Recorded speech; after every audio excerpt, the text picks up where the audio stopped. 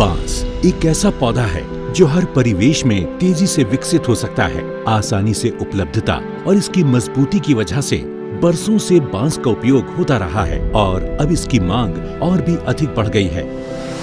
दुनिया में तेजी से हो रहे जलवायु परिवर्तन पर काबू पाने में भी बांस काफी सहायक है, क्योंकि इसमें कार्बन भंडारण और ऊर्जा बनाने की क्षमता है।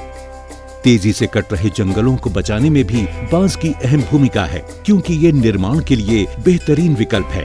यानी बांस एक सस्टेनेबल और इको फ्रेंडली उत्पाद है और इसीलिए संयुक्त राष्ट्र के सस्टेनेबल डेवलपमेंट गोल्स को हासिल करने की दिशा में बांस अत्यधिक महत्वपूर्ण है।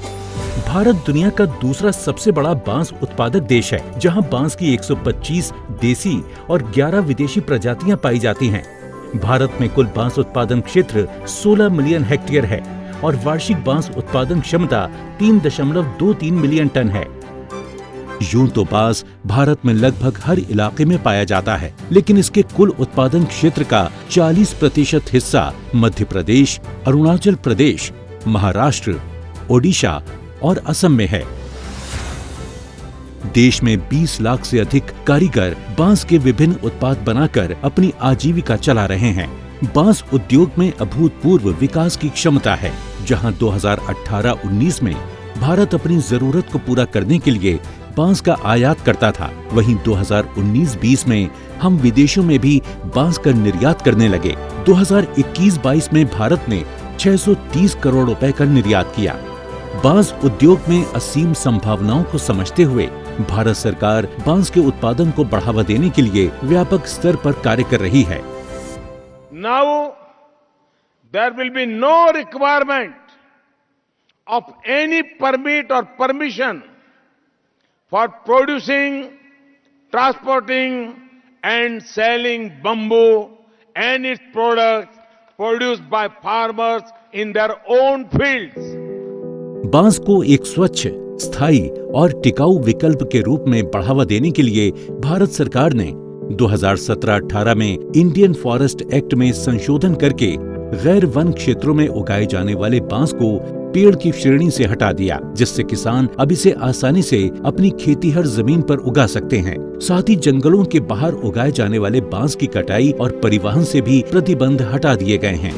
वहीं बांस उत्पादन क्षेत्र को सुव्यवस्थित करने के लिए राष्ट्रीय बांस मिशन को 2018-19 में पुनर्गठित करके नया रूप दिया गया, जो कि गैर वन क्षेत्रों में बांस उत्पादन को बढ़ावा देने, उद्योगों को बेहतर कच्चे माल की उपलब्धता सुनिश्चित कराने, फसल कटाई उपरांत कुशल प्रबंधन के लिए प्राथमिक प्रसंस्करण इकाइयों जैसे बुनियादी ढांचे और नई तकनीकों के विकास और बाजार उपलब्ध कराने के लिए तेजी से कार्य कर रहा है।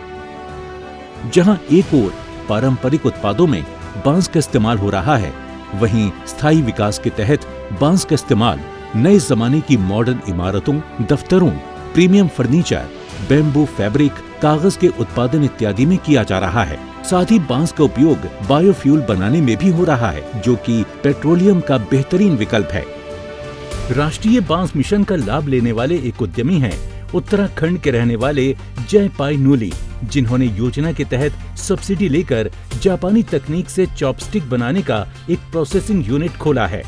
इस यूनिट से ये अन्य लोगों को भी रोजगार दे रहे हैं। राष्ट्रीय बैम्बू मिशन से जो हमें अनुदान मिला है, उससे हमने मशीनें खरीदी, सेटअप लगाया है और हम लोग उसमें आत्मनिर्भर बने हैं। इसी तरह बंगलुरु के रहने वाले परमेश्वरन कृष्णा अय्यर ने राष्ट्रीय बांस मिशन के सहयोग से आधुनिक प्रोसेसिंग तकनीकों को अपनाकर अपने बांस उद्यम को विकसित किया है। With the help of National Bamboo Mission, we mechanizing each and every process from bamboo unloading to treatment to furniture making process. किसानों की आय में वृद्धि हो, इसी मिशन के सृजन की दिशा में महत्वपूर्ण भूमिका निभा रहा है बांस उद्योग, जिसके माध्यम से देश के कोने कोने से लोग आमदनी के इस नए विकल्प से जुड़ रहे हैं। वहीं बांस स्थायी विकास में भी अत्यधिक अहम है, जिसे बढ़ावा देकर भारत विश्व की ग्लोबल वार्मिंग की चुनौतियों से लड़ने में महत्वपूर्ण भूमिका निभाते हुए एक बेहतर भविष्य का निर्माण कर रहा है।